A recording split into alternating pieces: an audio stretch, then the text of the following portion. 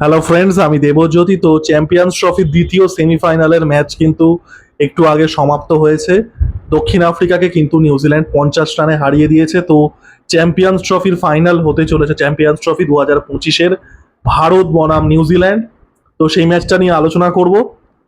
আমি half time যখন হয়েছিল, যখন ফার্স্ট ইনিংস শেষ হয়, আমি একটি শর্টস ড্রপ করেছিলাম, এবং যারা জানেন না, আমি কিন্তু রেগুলারলি শর্টসে আপডেট দিতে থাকি এবং লং ফর্ম ভিডিও আমি করি ম্যাচের শেষে।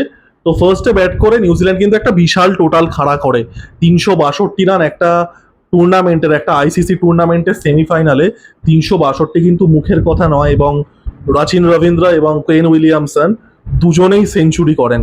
রাচিন রবীন্দ্রর এটা 5 নাম্বার আইসিসি টুর্নামেন্টে সেঞ্চুরি, আইসিসির ওয়ানডে টুর্নামেন্টে সেঞ্চুরি রাচিন রবীন্দ্রর 5 নাম্বার। এই চ্যাম্পিয়ন্স ট্রফিতে 2টো সেঞ্চুরি, এবং আপনাদের মনে থাকবে হয়তো 2023-এর যে বিশ্বকাপটা ভারতে হয়েছিল সেখানেও 3টে সেঞ্চুরি ছিল। তো এত কম বয়সে মানে দুর্দান্ত একটা প্লেয়ার কিন্তু আমরা দেখতে পাচ্ছি রাচিন রবীন্দ্র তৈরি হচ্ছেন। ইভেন টেস্টেও তার ডাবল সেঞ্চুরি আছে সাউথ আফ্রিকার এগেনস্টে। রিসেন্টলি যে নিউজিল্যান্ড যে সিরিজটা ভারতে জিতে গেল, টেস্ট সিরিজ 3-0, সেখানে প্রথম ম্যাচে তার সেঞ্চুরি ছিল। তো খুবই ব্রিলিয়ান্ট একজন প্লেয়ার। এবং কেন উইলিয়ামসনও আমি বলবো as a one day player কিন্তু কেন উইলিয়ামসন আন্ডার রেটেড। আমরা যখন কেন উইলিয়ামসনের কথা বলি, আমরা মেনলি টেস্ট ক্রিকেটের কথা ভাবি। এবং কেন উইলিয়ামসন কিন্তু, আপনারা যদি কেন উইলিয়ামসনের ওয়ান ডে রেকর্ড দেখেন, কেন উইলিয়ামসন আই থিঙ্ক বিরাট কোহলির পরে সেকেন্ড ফাস্টেস্ট 7,000 রানে, তার অ্যাভারেজও 50-এর কাছাকাছি। তো তারও একটা সেঞ্চুরি হচ্ছে, এবং লাস্টের দিকে তারপরে আমাদের গ্লেন ফিলিপ, মানে আমাদের এখন ওয়ার্ল্ডের বেস্ট ফিল্ডার, তিনি আই থিঙ্ক বোধহয় 25-26 বলে 49 রান করছেন, এবং তারা শেষ করছে 362 রানে, যেটা একটা ম্যামথ টার্গেট। এবার 363 চেস করা, দেখুন, চ্যাম্পিয়ন্স ট্রফির মতো একটা জায়গায়, একটা আইসিসি টুর্নামেন্টে ইম্পসিবল একটা জিনিস, হয়ই না গোটা ওয়ানডের ইতিহাসে। মানে সেই 1970-71 থেকে ওয়ানডে খেলা হচ্ছে, এই 54-55 বছরের ইতিহাসে এত হাজার হাজার ওয়ানডে খেলা হয়েছে, মাত্র 3বার 363 বা তার বেশি রান কিন্তু চেস হয়েছে সেকেন্ডে ব্যাটিং করে। এবং 3বারের মধ্যে একবার ছিল নিউজিল্যান্ড ভার্সেস ওয়েস্ট ইন্ডিজ। তো আমরা যদি মানে আইসিসি ফুল মেম্বার যারা, তাদের শুধু নিই, যারা টেস্ট খেলে, তাদের মধ্যে 2বার হয়েছে এই চেসটা, 363 বা তার বেশি রানের চেস। এবং 2বারই কিন্তু সাউথ আফ্রিকা করেছিল। আপনাদের একটা ম্যাচ তো নিশ্চয়ই মনে আসে, ওই 438-438-এর ম্যাচটা, অস্ট্রেলিয়া ফার্স্টে ব্যাট করে 434 করে, তারপরে সাউথ আফ্রিকা সেটা চেস করে দেয়। আমাদের ছোটবেলায় খুবই ফেমাস একটা ম্যাচ ছিল, মানে ওটা টিভিতে যা হাইলাইটস দিত 10 স্পোর্টসে, আমার এখনো মনে আছে। আমাদের জেনারেশনের যারা, আপনাদেরও সবার মনে থাকবে, মানে ওটা, ওই ম্যাচটা আমি যে হাইলাইটস কতবার দেখেছিলাম, লাইভও দেখেছিলাম। তো আরো একবারই কিন্তু হয়েছে, তো 2বারই কিন্তু চেস হয়েছে ফুল মেম্বার নেশনের মধ্যে, এবং ওভারঅল নেদারল্যান্ডকে ধরলে 3বার চেস হয়েছে। তো 363 চেস হয় না। এবং সাউথ আফ্রিকা মানে ম্যাচের কোনো স্টেজেই মানে দেখে মনে হচ্ছিল না যে তারা চেস করতে পারবে। বাবুমা একটা হাফ সেঞ্চুরি করছে, স্লো টাইপের হাফ সেঞ্চুরি। অন্যান্য প্লেয়াররাও সেই রকম স্টার্ট আসছে, বাট মানে সেই রকম বড় ইনিংস আসছে না। এবং সাউথ আফ্রিকার ব্যাটিং এর ফ্লারিশটা একদম শেষ অবধি কিন্তু ধরা ছিল, এবং সেটা দিচ্ছেন হচ্ছেন ডেভিড মিলার। ডেভিড মিলার একটা ব্রিলিয়ান্ট সেঞ্চুরি করছে, মানে এই ম্যাচের বেস্ট ইনিংস কিন্তু ডেভিড মিলারের। অবশ্যই নিউজিল্যান্ড জিতেছে, সেখানে কেন উইলিয়ামসন সেঞ্চুরি করেছেন, রাচিন রবীন্দ্র সেঞ্চুরি করেছেন, সেগুলো অবশ্যই ক্রেডিটের।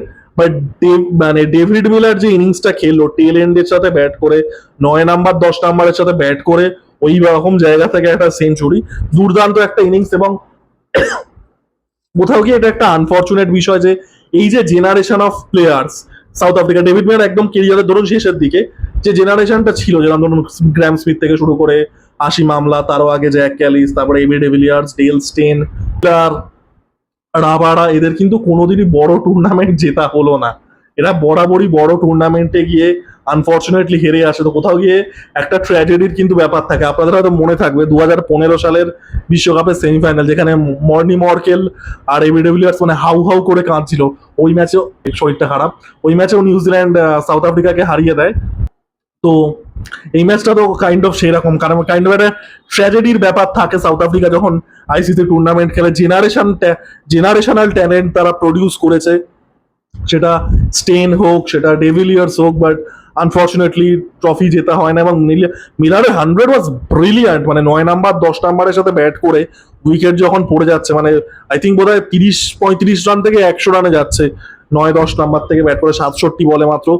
ব্রিলিয়ান্ট ইনিংস, এই ইনিংসটা যারা দেখবে তাদের মনে থাকবে। অ্যাকচুয়ালি লেজেন্ডস লিগ ক্রিকেট যেটা হচ্ছে, আর এদিকে মিলারের ব্যাটিং আমি ইন্টার কাট করে দেখছিলাম, এদিকে সচিন 4-6 মারছে, এদিকে মিলার 4-6 মারছে।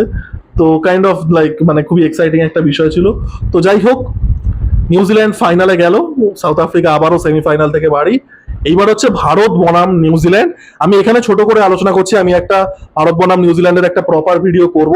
বাট নিউজিল্যান্ড কিন্তু মানে ভারত এবং নিউজিল্যান্ডের যে কোনো আইসিসি ট্রফিতে এটা তৃতীয় ফাইনাল হতে চলেছে। এর আগে নিউজিল্যান্ড দুবার, মানে নিউজিল্যান্ড ভারতের দুবার ফাইনাল হয়েছিল। 2000 সালে চ্যাম্পিয়ন্স ট্রফিতে ফাইনালে, যেটাতে সৌরভ গাঙ্গুলি সেঞ্চুরি করেছিল, নিউজিল্যান্ড জিতে যায়।